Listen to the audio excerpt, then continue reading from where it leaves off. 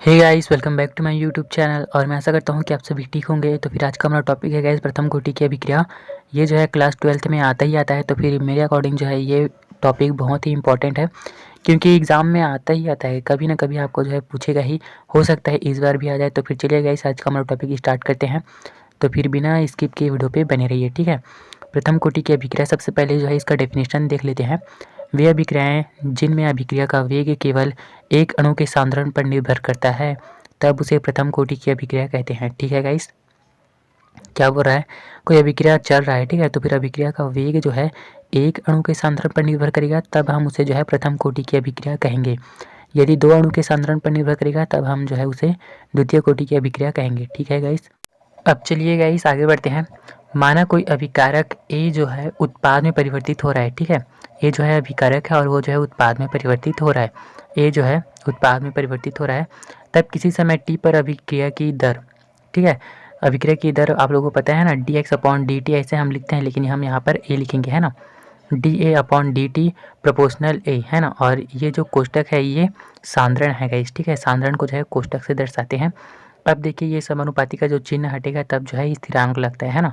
तो फिर चलिए ये सब जो है हमने उतार लिया, यहाँ पर सेम टू सेम लिख लिया। उसके बाद यहाँ पर हमने के लगाया, है ना। के जो है स्थिरांक है।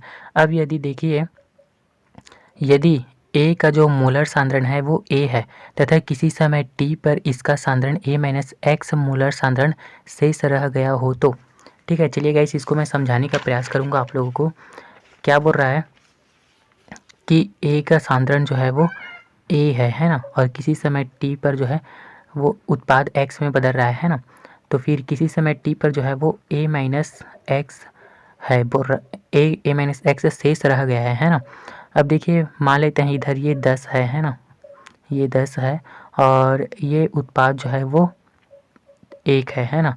तो फिर अब इधर कितना बचा वो हम जानना चाहेंगे, क्योंकि ये जो है प्रोडक्ट सॉरी क्या बोलते हैं अभिकारक है, और अभिकारक का एक भाग जो है वो उत्पाद में बदल गया है। लेकिन अब कितना भाग अभिकारक बचा है वो हम ज्ञात करना चाहेंगे। तो फिर हम क्या करेंगे, 10 - 1 करेंगे, है ना। अभिकारक में उत्पाद को घटा देंगे, फिर हमें पता चल जाएगा कि कितना अभिकारक बचा हुआ है ना। उसी प्रकार हमने यहाँ भी किया है कि ए का जो एक्स भाग है वो उत्पाद में परिवर्तित हो गया है, लेकिन अभी कितना अभिकारक बचा है हमें पता नहीं है। इसी वजह से हम यहाँ पर क्या करेंगे, ए माइनस एक्स, है ना। तो फिर किसी समय टी पर जो है वो एक्स में परिवर्तित हो जाएगा, तो फिर कितना शेष रह जाएगा, ए माइनस एक्स। ठीक है गाइस, समझ आया क्या बोल रहा है। ए का जो है एक्स भाग उत्पाद में परिवर्तित हो गया है, लेकिन हम पता करना चाहेंगे कि टी समय बाद कितना शेष रह गया है। तो फिर कितना बचा है उसके लिए हम क्या करेंगे, जितना अभिकारक है उसमें जो है उत्पाद को घटा देंगे, तो फिर इतना शेष रह गया है। ठीक है गाइस, आई होप आप लोगों को समझ आया होगा। चलिए देखते हैं, अब हम इसको लिख सकते हैं D x upon D T बराबर के ए माइनस एक्स। ठीक है, अब कुछ नहीं करना है, सिंपली से ए एक्स जो है वो इधर ला देंगे, और ये जो डी टी है उसको इधर ले जाएंगे, है ना। तो फिर के गुना डी टी हो जाएगा, और इधर डी एक्स और इधर वन अपॉन ए माइनस एक्स और इधर डी एक्स। ठीक है गाइस, डी एक्स अपने स्थान में है, डी टी को इधर लाए हैं और ए एक्स को जो है इधर लाए हैं। ठीक है गाइस, अब इधर देखिए एक बात है ना, इसका जो है के साथ गुणा हुआ है, इसी वजह से ये जो है नीचे आया है ना। 1/a-x हुआ है, जबकि इधर ये बटे में है, भाग है, तो फिर ये इधर जाएगा, तो फिर इधर क्या होगा, गुणा होगा, है ना। और इधर गुणा हुआ है इसका a-x का, इसी वजह से इधर जाएगा, तो फिर ये बटे में आएगा। ठीक है गाइस, आपको इतना पता होगा, मुझे पता है। चलिए आगे बढ़ते हैं।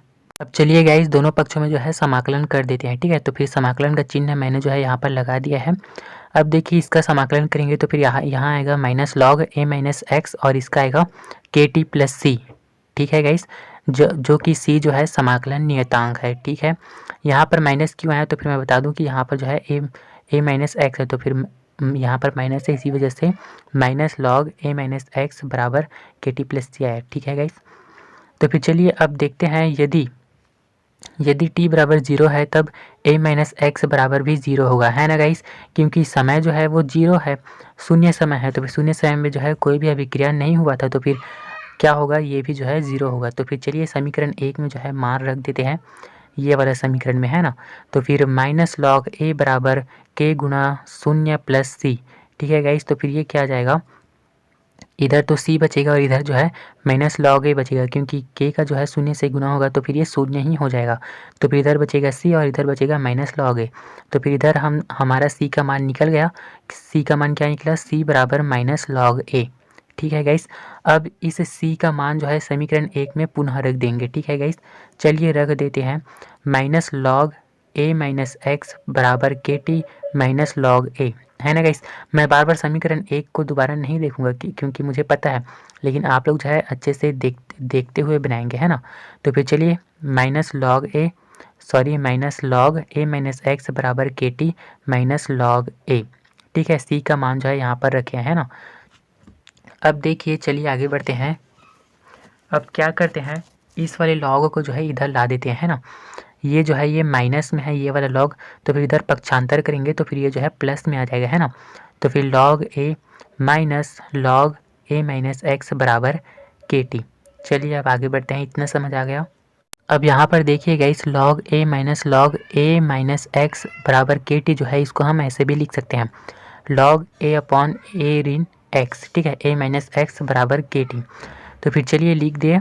इसके बाद जो है के टी बराबर log a upon A x. ठीक है, जगह एक्सचेंज कर दिए हैं। अब देखिए t को जो है इधर लाते हैं तो फिर क्या हो जाएगा, k बराबर 1 upon t log a upon a ऋण एक्स। अब इसको लॉग 10 में चेंज करेंगे तो फिर क्या आ जाएगा, k बराबर 2.303 upon t log 10 a upon a minus x. ठीक है गाइस, यहाँ पर चाहे तो आप लोग ई भी कर सकते हैं ना, ई सभी में जो है लॉग में डाल सकते हैं।